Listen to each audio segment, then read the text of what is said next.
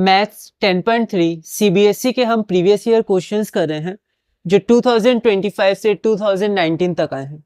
और इसमें 10.3 मतलब हो गया क्लास 10 का चैप्टर नंबर 3 जो कि है pair of linear equations in two variables. इसको हमने समझा था, ब्रीफ में देखा था इसमें क्या क्या टॉपिक्स हैं, क्वेश्चंस हैं। तो आज से हम लोग शुरू करेंगे अपनी क्लास नंबर 1 में इसके प्रीवियस ईयर क्वेश्चन जो 2025 से 2019 तक आए हैं। हमारा टॉपिक 1 होगा solutions of a given system of equations. तो हमने देखा था a1/a2, b1/b2 और c1/c2। a1/a2, b1/b2 और c1/c2 इनको जब हम कंपेयर करते थे तो अलग अलग केसेस के लिए अलग अलग रिजल्ट्स हमारे पास आते थे। तो हमारा पहला क्वेश्चन है 2025 में 1 मार्क का क्वेश्चन है। The pair of linear equations, ये और ये मतलब दो हमें लीनियर इक्वेशंस दिए हुए हैं। पहला हमारे पास है px plus 3y plus 59 is equal to 0। ठीक है, एसर्शन रीजन टाइप क्वेश्चन है। तो एसर्शन में एक लीनियर इक्वेशन ये है हमारे पास और दूसरा हमारे पास है 2x plus 6y plus 118 is equal to 0 will have infinitely many solutions if p is equal to 1। और मतलब अगर p इज इक्वल टू 1 होगा तो इनके इनफाइनाइटली मैनी सॉल्यूशंस होंगे, ये हमारा एसर्शन है। तो पहले इसे चेक कर लेते हैं। अब इनफाइनाइटली मैनी सॉल्यूशंस, ठीक है, उसके लिए हमारा क्या होगा कि a1/a2 is equal to b1/b2 is equal to c1/c2। तो हम लोग एक बार इसको चेक कर लेते हैं। a1/a2 हमारा हो जाएगा p/2 और b1/b2 हमारा हो जाएगा 3/6 और c1/c2 हमारा हो जाएगा 59/118। अब इसका इनफाइनाइटली मैनी सॉल्यूशन है तो तीनों को इक्वल होना पड़ेगा। ये हमारा हो जाएगा 1/2। आप अगर इसको कैंसिल करिएगा ये भी आप देख सकते हैं 1/2 हो जाएगा। तो इसको भी 1/2 होना पड़ेगा ताकि ये तीनों इक्वल हो जाए और इन दोनों के इनफाइनाइटली मैनी सॉल्यूशंस हो जाए। तो हम लोग क्या करेंगे, p की वैल्यू 1 रख देंगे, तभी ये 1/2 हो जाएगा। मतलब एसर्शन हमारे पास ट्रू है। अब हम लोग रीजन देखते हैं। तो रीजन में फिर से हमें दो लीनियर इक्वेशन दिए हुए हैं, तो एक बार हम लोग उसको लिख लेते हैं। तो लीनियर इक्वेशन हमारे पास है px plus 3y plus 19 is equal to 0 और दूसरा हमारे पास है 2x plus 6y plus 157 is equal to 0। अब बोला गया है कि इनका यूनिक सॉल्यूशन होगा अगर p 1 के बराबर नहीं है। ठीक है, तो यूनिक सॉल्यूशन के लिए हम लोग c1/c2 नहीं निकालते हैं। a1/a2 is not equal to b1/b2, बस हम लोग इतना चेक कर लेते हैं। तो यहाँ पर a1/a2 हमारे पास क्या हो जाएगा p/2 और 3 और 6, b1/b2 3/6 मतलब 1/2। अब इनको बराबर नहीं होना है क्योंकि अगर ये बराबर हो जाएंगे तो फिर यूनिक सॉल्यूशन नहीं आएगा। और रीजन में दिया है यूनिक सॉल्यूशन, तो लैंग्वेज हमें अच्छे से पढ़ना है और उसके अनुसार हमें देखना है कि क्या होगा। तो यहाँ पर हम देख सकते हैं कि p नॉट इक्वल टू 1 जो रीजन में भी दिया हुआ है, अगर वो होगा तभी इन दोनों का क्या होगा, एक यूनिक सॉल्यूशन होगा। मतलब रीजन भी करेक्ट है लेकिन एसर्शन और रीजन कनेक्ट नहीं हो रहे हैं। एसर्शन अलग एक क्वेश्चन था, रीजन में एक अलग क्वेश्चन पूछा गया है। तो हमारा ऑप्शन बी हो जाएगा क्योंकि फिक्स्ड ऑप्शंस रहते हैं इन क्वेश्चंस में। Both assertion A and reason are true but reason R is not the correct explanation of assertion A. अगला क्वेश्चन हम लोग देखते हैं, क्वेश्चन नंबर 2। वो भी 2025 में 1 मार्क का क्वेश्चन पूछा गया है। क्वेश्चन हमारे पास है the value of k for which the system of linear equations have infinitely many solution. तो फिर से वही कॉन्सेप्ट हम लोग लगाएंगे। हमारे पास दिया हुआ है 6x प्लस y बराबर 3 के, तो इसको लिख सकते हैं -3 के बराबर 0। और सेकेंड हमारे पास है 36x plus 6y equal to 3, तो इधर ले आएंगे तो -3 इज इक्वल टू 0। अब क्योंकि इसके इनफाइनाइटली मैनी सॉल्यूशंस हैं तो a1/a2 is equal to b1/b2 is equal to c1/c2। अब यहाँ पर ये 1 मार्क के क्वेश्चन है तो हम लोग डायरेक्ट प्रोसीड कर सकते हैं। अगर मान लीजिए 3 मार्क्स के या 5 मार्क्स के, 4 मार्क्स के, 2 मार्क्स के, 1 से ज्यादा मार्क्स के क्वेश्चंस होते तो हम लोग क्या कर सकते थे, on comparing both equation with standard equation a1x plus b1y ऐसे करके कंपेयर करके a1 a2 की वैल्यू निकाल के फिर हम लोग आगे बढ़ सकते थे।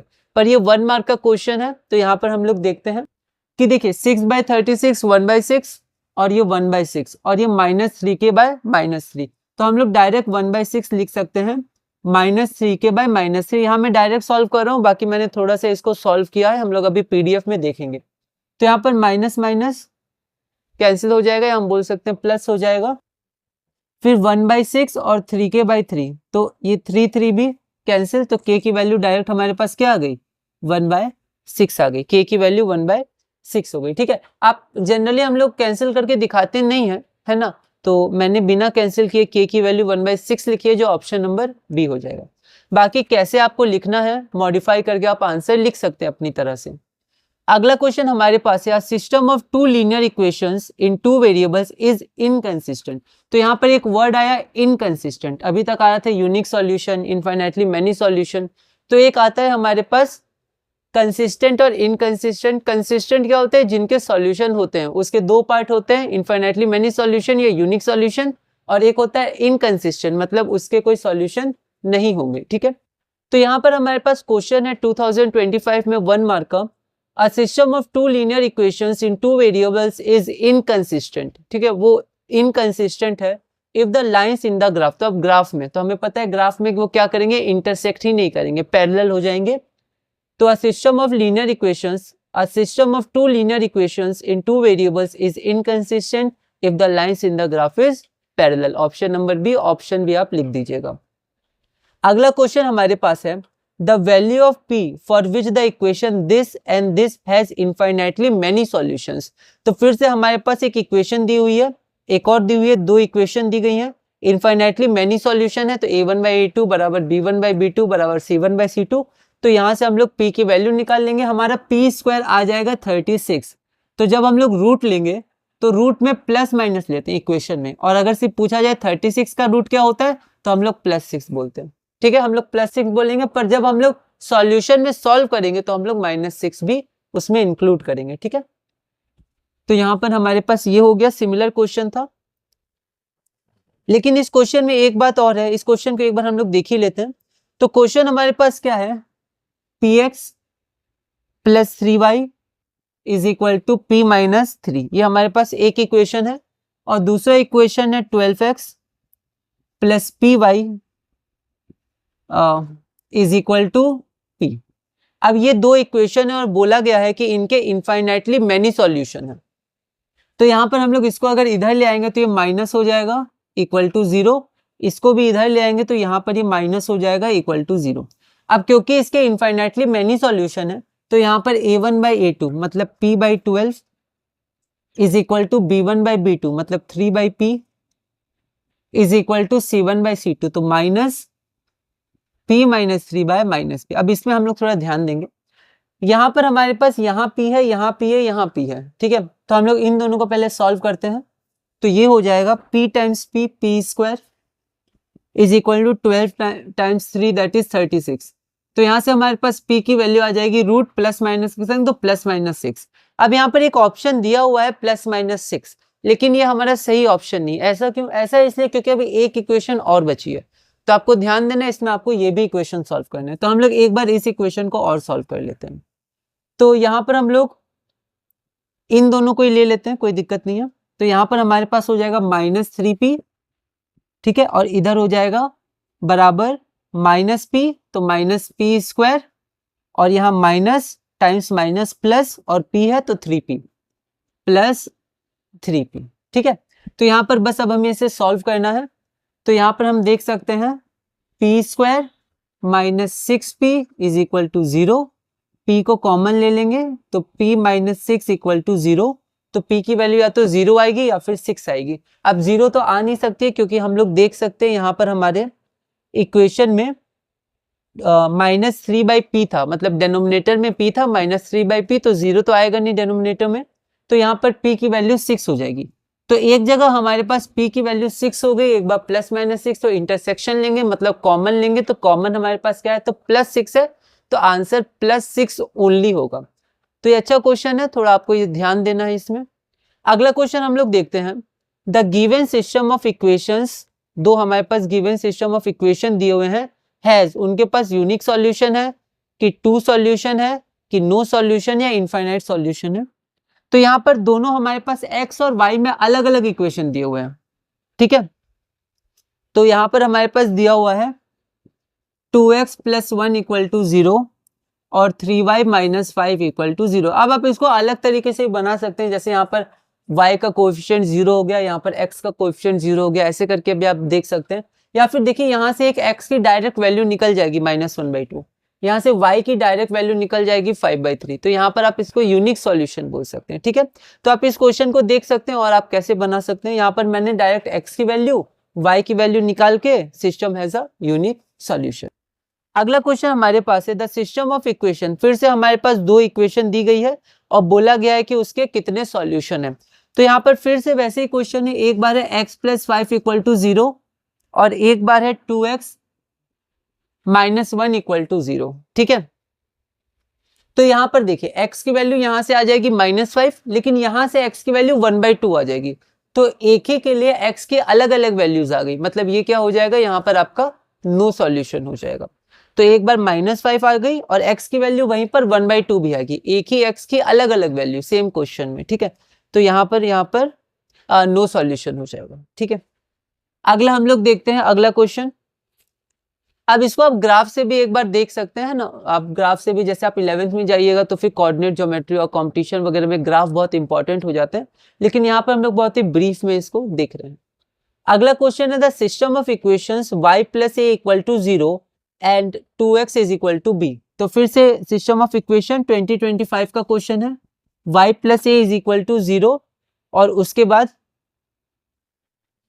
2x = b। तो फिर से यहाँ से y की एक वैल्यू आ जाएगी -1 और यहाँ पर x की वैल्यू आ जाएगी b/2।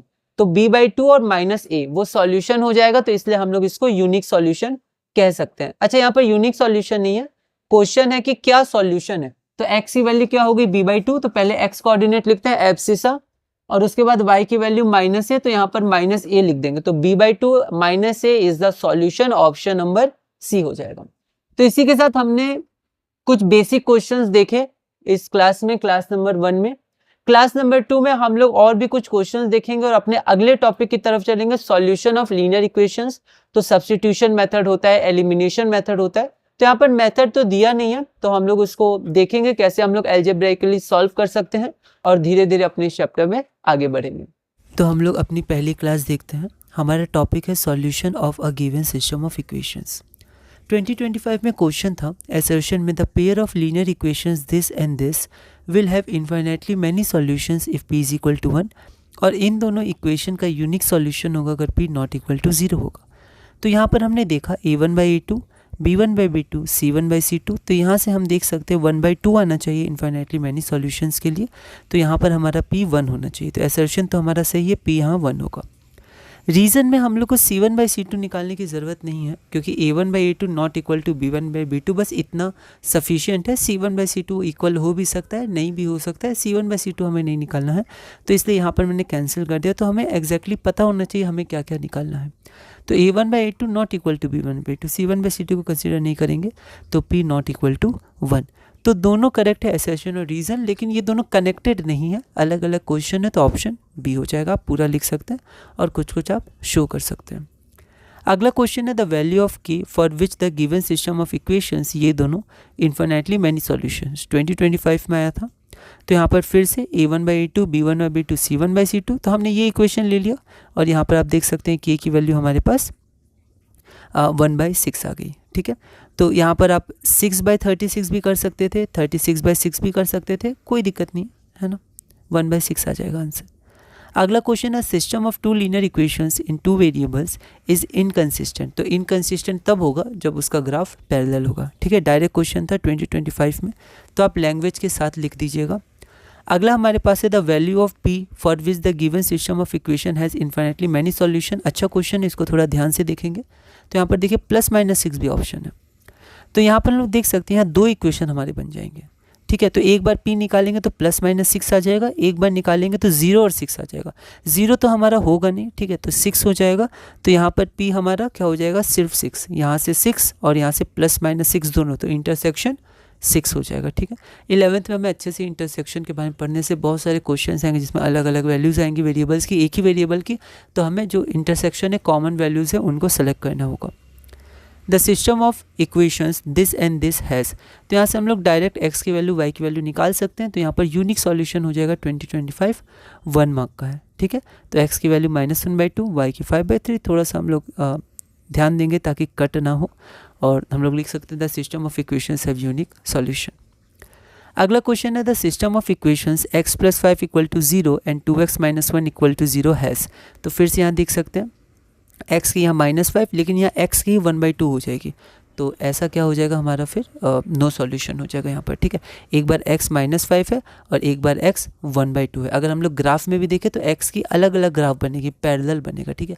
और ऐसे भी सोच सकते हैं हम लोग कि एक ही वैल्यू में या फिर एक ही जगह x की दो वैल्यू नहीं हो सकती, ठीक है। अगर दो गिवन इक्वेशंस है हमारे पास तो x की कोई एक ही वैल्यू होगी, फिर y की अलग होगी, ऐसे करके ग्राफ से भी देख सकते हैं ये दोनों अलग अलग ग्राफ बनाएंगे, पैरेलल होगा, तो यहाँ पर नो सॉल्यूशन हो जाएगा।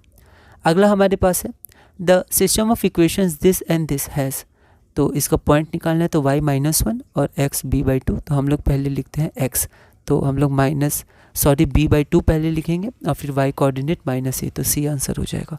2025 का क्वेश्चन था, ये हमारा आंसर हो गया। तो इसी के साथ हमने क्लास नंबर 1 पूरा किया। क्लास नंबर 2 में हम लोग अगला टॉपिक देखेंगे। क्लास नंबर 3 में हम लोग वापस टॉपिक 1 को रिविजिट करेंगे, पर अगली क्लास में हम लोग टॉपिक 2 देखेंगे। तो इंपॉर्टेंट है, इससे क्वेश्चंस आते हैं और धीरे धीरे आगे बढ़ेंगे।